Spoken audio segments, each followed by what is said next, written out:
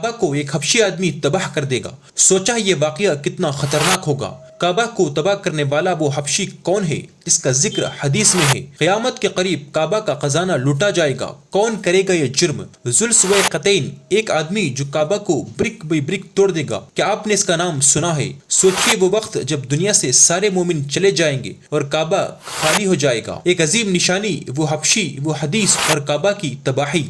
سنیے وہ بات جو پروفٹ علیہ السلام نے کی تھی۔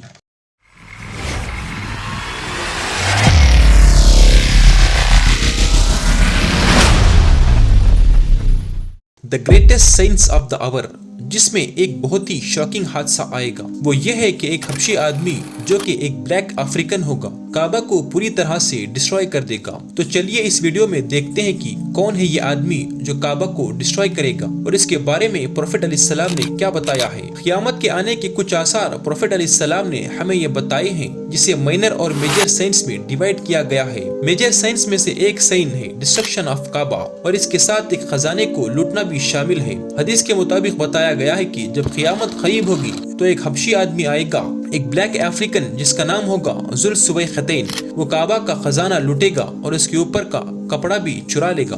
اب اگر آپ سوچ رہے ہیں کہ کپڑا کیوں چرائے گا، تو دیکھا جا سکتا ہے کہ آج کے دور میں کعبہ کے اوپر جو کپڑا ہے جسے کسوہ کہتے ہیں، اس پر گولڈ میں عربک کیلیگرافی کی گئی ہے اور کئی آیتیں لکھی ہیں، شاید اسی وجہ سے وہ کپڑا بھی چرائے گا۔ حدیث کے مطابق یہ بھی بتایا گیا ہے کہ ذوالسویقتین اس وقت آئے گا جب عیسیٰ علیہ السلام واپس زمین پر آنے والے ہوں گے۔ پروفٹ علیہ السلام نے اس مسٹیریس حبشی کے بارے میں کہا ہے کہ وہ ایک آدمی گنجا ہوگا اور اس کے ہاتھ اور پیر ٹیڑھے ہوں گے، یعنی کہ اس میں کچھ فزیکل ڈیفارمیٹیز ہوں گی۔ ساتھ ہی پروفٹ محمد صلی اللہ علیہ وسلم نے کہا کہ اس کی ٹانگیں بھی بہت پتلی ہوں گی اور وہ برک بے برک کعبہ کو ڈسٹروائے کرے گا اپنے ہتھیار سے۔ مگر پروفٹ علیہ السلام نے ہمیں یہ بھی کہا کہ اس وقت ہمیں ان ابیشینینز کو ڈسٹرب نہیں کرنا چاہیے، کیونکہ اس وقت اللہ نے ڈیسائیڈ کیا ہوگا کہ صرف وہی لوگ کعبہ کا خزانہ نکالیں گے۔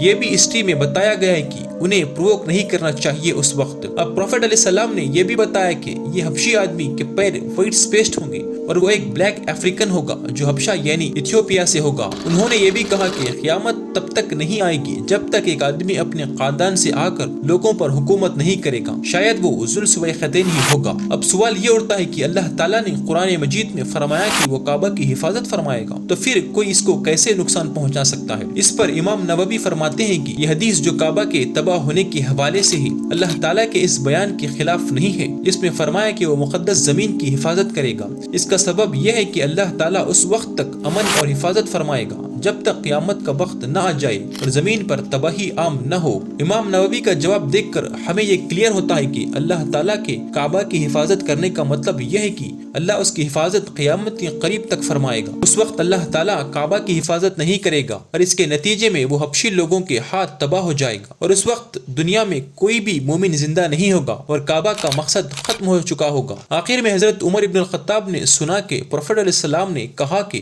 ایک وقت آئے گا جب سب لوگ مکہ اور اس کے شہر کو چھوڑ دیں گے اور کچھ وقت کے بعد لوگ واپس سیٹل ہونے لگیں گے، لیکن پھر بھی وہ وہاں سے چلے جائیں گے۔ شاید دجال کے آنے اور عیسیٰ علیہ السلام کے ساتھ جنگ کے بعد مکہ خالی ہو جائے گا اور ذوالسویقتین کو کافی آسانی ہوگی کعبہ کا خزانہ لوٹنے میں۔ کعبہ کو کیوں تباہ کیا جائے گا یہ تو صرف اور صرف اللہ تعالیٰ ہی جانتا ہے۔ کعبہ ختم ہو جائے گا، لیکن یاد رکھیں کعبہ ختم ہو جائے گا اور تمام چیزیں بھی ختم ہو جائیں گی، لیکن اللہ تعالیٰ باقی رہے گا جو کہ ہمیشہ سے ہے۔ اگر آپ کو یہ ویڈیو پسند آیا ہو تو ویڈیو کو لائک کریں اور شیئر کریں، and don't forget to subscribe the channel.